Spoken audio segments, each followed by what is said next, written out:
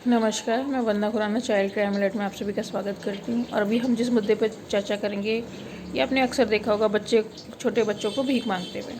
तो बालक बालिका द्वारा भीख मंगवाना, भीख मंगवाने के लिए प्रेरित करना, समूह द्वारा भीख मंगवाना।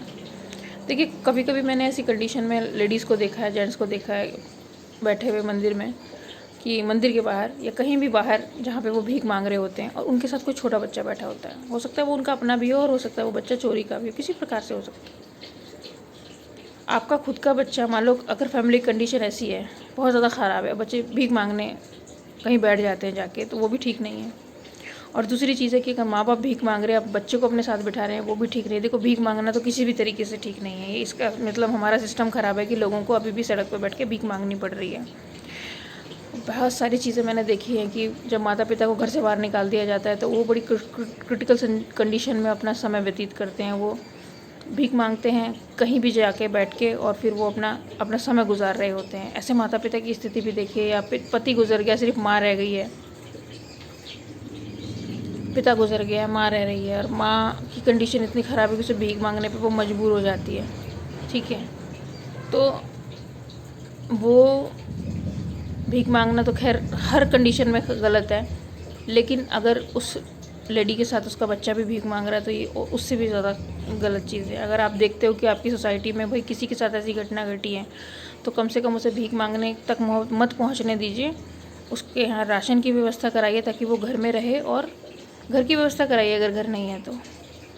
अगर मान लीजिए 10-12 लेडीज़ हैं आपको दिखती है, तो एक घर में वो आराम से रह सकती हैं। ज़रूरी नहीं है कि उनको 12 घर देने पड़ेंगे आपको। एक छोटे से घर में वो 10-12 लेडीज़ रह सकेंगी। आप उन्हें उतना राशन दीजिए कि वो आराम से खा सके। फिर उनके लिए कोई ऐसा काम की व्यवस्था कराइए कि वो वहाँ बैठे बैठे चाहे अचार बनाएं, चाहे पापड़ बनाएं, कोई भी ऐसी चीज़ बनाएं कि वो अपने घर के बाहर उसका स्टॉल लगा के बेच भी सकें। आप अगर 10 परिवार मिलके, 20 परिवार मिलके भी अगर कुछ लेडीज़ के लिए कर पाएंगे तो बहुत अच्छा रहेगा। किसी को भीख मांगने की ज़रूरत नहीं पड़ेगी, और सब एक दूसरे के सहारे से आप वहाँ से सामान खरीदेंगे तो उनको पैसा चला जाएगा। वो पैसा मिलेगा उनको तो वो फिर से सामान बनाएंगी और अपने खर्चे भी निकालेंगी। तो आप एक प्रोसेस डेवलप करोगे। आप उनकी हेल्प भी कर रहे हो, लेकिन आप उन्हें भीख भी नहीं दे रहे हो।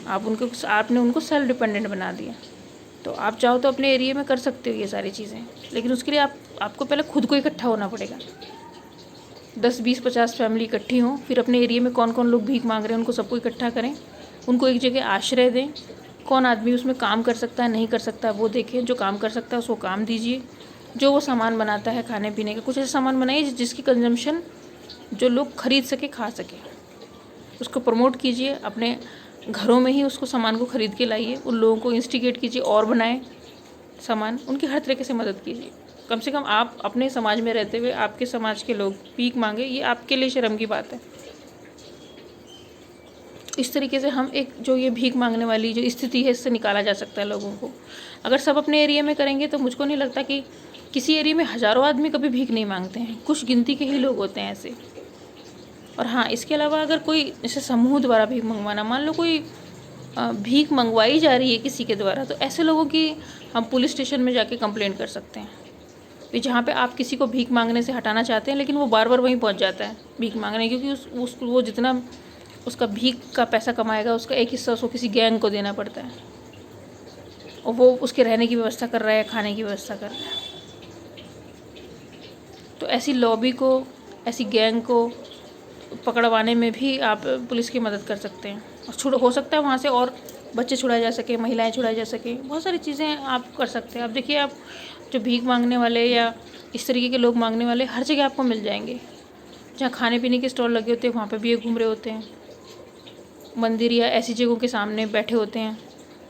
ठीक है, तो ऐसी कौन सी स्थिति है कि ये सिचुएशन हमेशा बनी हुई है?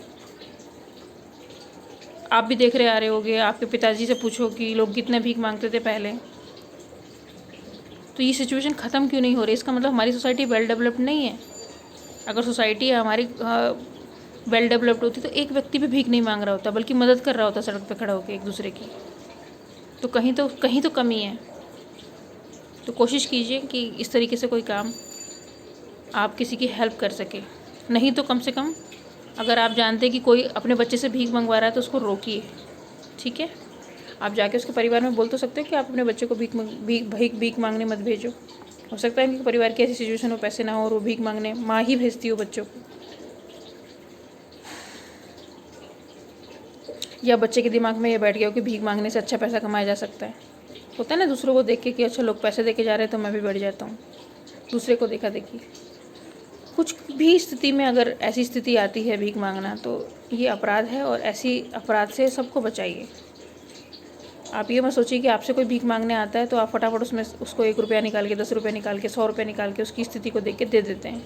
आप ये जानने की कोशिश कीजिए वो क्यों मांग रहा है, कब से मांग रहा है, उसकी उस स्थिति को समाप्त कैसे किया जा सकता है, कितने परिवार मिलकर उसकी उस समस्या को समाप्त कर सकते हैं। आसपास के अपने RWA से संपर्क कीजिए, आसपास की NGO से संपर्क कीजिए, पुलिस स्टेशन से संपर्क कीजिए कि हमें ये समस्या ख़त्म करनी है, हमें अपने एरिया में कोई भिखारी नहीं चाहिए, आप इन लोगों को कहीं व्यवस्था कराइए इनकी। बहुत सारे लोग ऐसे अपंग होते हैं जो अपंग होने के वजह से भीख मांगते हैं, तो भीख मांगने की बजाय उन्हें खाना दीजिए। अगर वो कुछ नहीं कर सकते कोई बात नहीं, वो बैठें आराम से और अपना खाना खाएं, भोजन करें। तो आप अपने एरिया को इस तरीके से क्लीनिंग करने लग जाएंगे तो कहीं आपको एक भी भिखारी नज़र नहीं आएगा।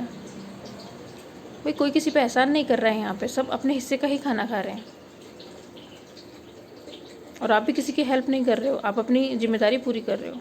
जब जिस दिन आप ये सोच जाओगे कि ये मेरी लायबिलिटी कि मेरे एरिया में एक भी भिखारी ना रहे, एक भी मजबूर ना रहे, एक भी व्यक्ति को तकलीफ़ ना हो, वो हर एरिया में खुशियाँ ही खुशियाँ, बच्चे खिलखिलाते हुए मिलेंगे, महिलाएं जो है खुशी से आती जाती, उनको टेंशन ही नहीं रहेगी कि इस एरिया में कोई प्रॉब्लम है। सब बड़े एकदम होता है ना कि एकदम फ्री हो जाएंगे, हर तरह से फ्री, दिमाग से फ्री, क्योंकि अपराधी भी नहीं रहेगा आपके एरिया में। अगर आप मेरी वीडियो सारी देख रहे हैं तो सतर्क भी लोग रहेंगे, खुश भी लोग रहेंगे, और आपके लिए रोज़ हर पल त्यौहार की तरह निकलेगा। और आप कुछ इनोवेटिव, कुछ मोटिवेशनल करोगे, कुछ और नया अनोखा करोगे। इस तरीके से आपका जीवन का जो दिशा है वो चेंज हो जाएगी। लेकिन अगर आप सोचो कि भाई आप अपने बच्चों में जहर भरते रहो, पड़ोसी में जहर भरते रहो, इसमें उसमें जहर भरते रहो, तो एक ना एक दिन वो जहरीला सांप बना दोगे आप उसको, और फिर वो सांप आपको काटेगा, तो फिर आपको तकलीफ होगी। तो ऐसी सिचुएशन क्रिएट ना करें, और ऐसी सिचुएशन क्रिएट करने वालों से दूर रहें। अगर वो आप उनको बाइकआउट नहीं कर सकते तो इग्नोर तो कर सकते हो, आप उनको इग्नोर कीजिए, ऐसे लोग जो जहर भरने की कोशिश करते हैं। और दूसरों को भी सतर्क कीजिए कि भाई ऐसे लोगों से दूर रहे, इसका काम इस तरीके का है, जहर भरने का मतलब नेगेटिव बातें करने का, नेगेटिव लोगों से दूर रहिए।